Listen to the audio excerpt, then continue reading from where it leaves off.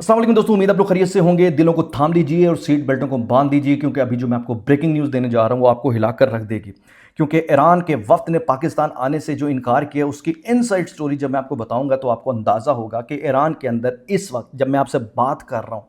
Israeli हुकूमत पूरे तरीके से अपने पंजे गाड़ चुकी है। और इस वक्त राइट नाउ अमली तौर पर ईरान के अंदर इसराइल की हुकूमत ऑपरेट कर रही है। और ईरान की इस वक्त जो हुकूमत उधर मौजूद है, ईरान के जो वज़ीर ख़ारजा अब्बास अराक्ची हैं, या वो जो ईरान के सुप्रीम लीडर मौजूदा मुज्तबा ख़ामनेई हैं, वो बिल्कुल इस वक्त बेबसी की तस्वीर बने बैठे हैं। तो अब ज़रा मैं आपके सामने तफसील रखने जा रहा हूँ। ख़बर नाज़रीन ये है कि कल जब दूसरा दौर शुरू होने वाला था तो इंतज़ामात तो मुकम्मल थे, और इन इंतज़ामात में ईरान की जानिब से वफ़द ने आना था और वफ़द ईरान का तैयार बैठा था। और यहाँ हमारे ज़राए बताते हैं कि पाकिस्तान की एयरफोर्स के तैयारे जो हैं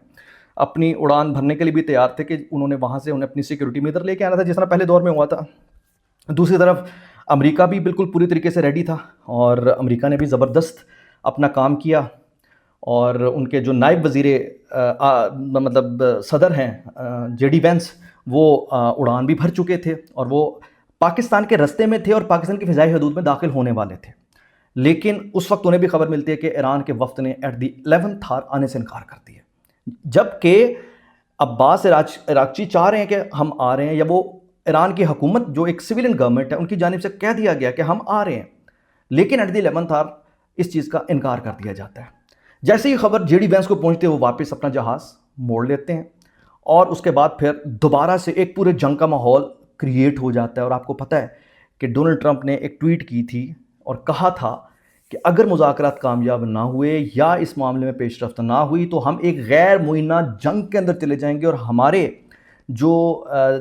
फ़ौजी हैं वो बेताब बैठे हैं, और हमने पूरे तरीके से अपनी गन्स और अपने जहाज़ लोड रखे हुए हैं।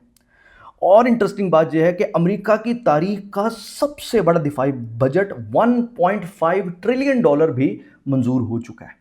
तो इस मंजरनामे में बस जंग स्टार्ट ही होने वाली थी तो पाकिस्तान ने फिर अपना किरदार अदा किया, और जिसका फिर बाकायदा उन्होंने एक ट्वीट करके बताया कि जी ये देखें, ये पाकिस्तान की गवर्नमेंट की दरख्वास्त पर या फील्ड मार्शल कैसे वो बीच मुदाखलत की वजह से हम वक्ती तौर पर जंग को रोक रहे हैं, अपने मामलात ईरान ठीक करे, वरना फिर एक खौफनाक जंग की तरफ जाने के लिए तैयार रहे। अब आ जाए जी ईरान के अंदर क्या मामला चल रहा है, जिसने इस जंग बंदी के पूरे इशू को, पूरे मामले को सबूताज किया, और इसराइल ने इनडायरेक्टली थ्रू ईरान इस जंग बंदी के मामले को ख़राब किया। और इसराइल के इस वक्त ईरान के अंदर जो अपनी फुट सोल्जर और वहाँ जो एक ताकत मौजूद है, जो इस वक्त इतनी ताकतवर है कि वो बाकायदा पूरी ईरानी गवर्नमेंट को आगे लगा कर बैठी है, वो सारा माजरा आपके सामने रखने लगा हूँ नाज़रीन। अब सिचुएशन ये है कि ईरान के अंदर इस वक्त गवर्नमेंट और पासदरान आमने सामने आ गए। पासदरान इनकलाब नाम सुनते हैं ना आप, पासदरान इनकलाब। पासदरान इनकलाब बेसिकली वो ताकतवर तरीन मिलिटेंट्स हैं, मिलिट्री है जो ईरान के अंदर ऑपरेट करती है, और वो मिलिट्री जो है वो डायरेक्टली सुप्रीम लीडर के अंडर कंट्रोल होती है। यानी गवर्नमेंट या गवर्नमेंट का कोई इदारा भी पासदरान इनकलाब को पूछ नहीं सकता। अगर राह चलते पासदरान इनकलाब किसी को पकड़ ले, किसी की जरूरत नहीं किसी छुड़ा सके। तो फुल कह सकते हैं कि गुंडागर्दी करते हुए कह सकते हैं कि ईरान के गुंडे मिलिटरीली, तो वो जो उधर मौजूद हैं, उन्होंने जनाब इस सारे मामले पर ईरान की हुकूमत को शटअप कॉल दी। और इस सिलसिले में इस बात का अंदाज़ा तब पता चलता है जब ईरान इन मुज़ाकरात को कंटिन्यू करना चाहता है, और ईरान की गवर्नमेंट इस बहरी रास्ता जिसे आबने हरमज़ कहते हैं उसको खोलने का ऐलान करती है। अब पासदरान इनकलाब को वट चढ़ता है, और उस पर वो गवर्नमेंट को शटअप कॉल कैसे देती है, वो गवर्नमेंट को शटअप कॉल ऐसे देती है कि इसका एक माउथ पीस है, यानी पासदरान इनकलाब का माउथ पीस है तस्नीम न्यूज़। ये आपने नाम सुना होगा। अच्छा, तस्नीम न्यूज़ बेसिकली ईरानी रजीम को, कि ये जो आप कह रहे हैं कि मुज़ाकरात जब तक जारी रहेंगे तो हम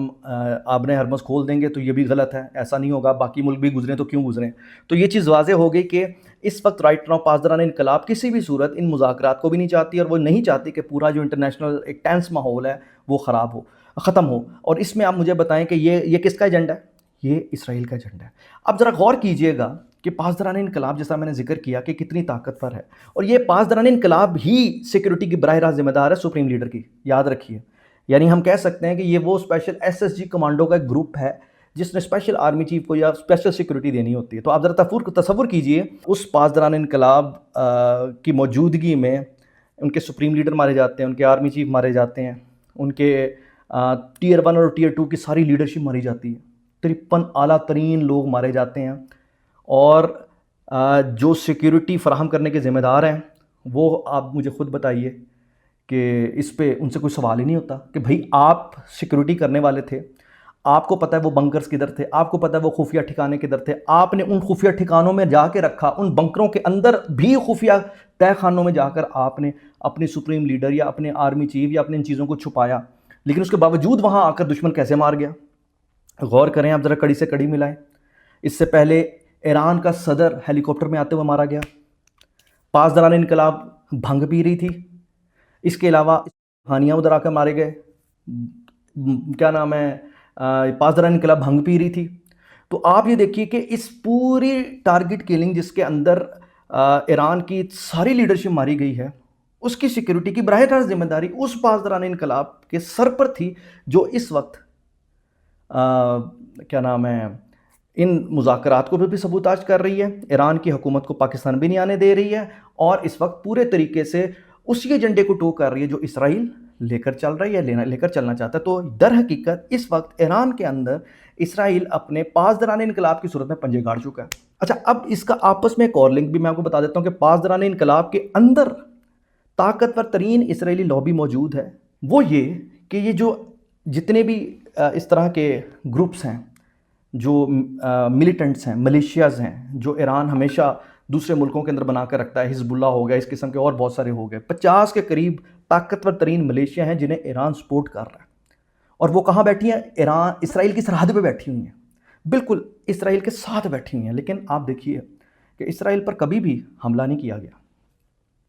کبھی بھی اسرائیل کے اندر جا کر, جبکہ یہ ساری اتنی طاقتور ہیں جو مسلمانوں کو تو مارتی دکھائی دیتی ہیں, مسلمانوں پر حملے کرتی دیکھیں, ان کے گلے کاٹتے دکھائی دیتی ہیں, ان پر تشدد کرتے دکھائی دیتی ہیں, لیکن وہ ساری کی ساری جو ہیں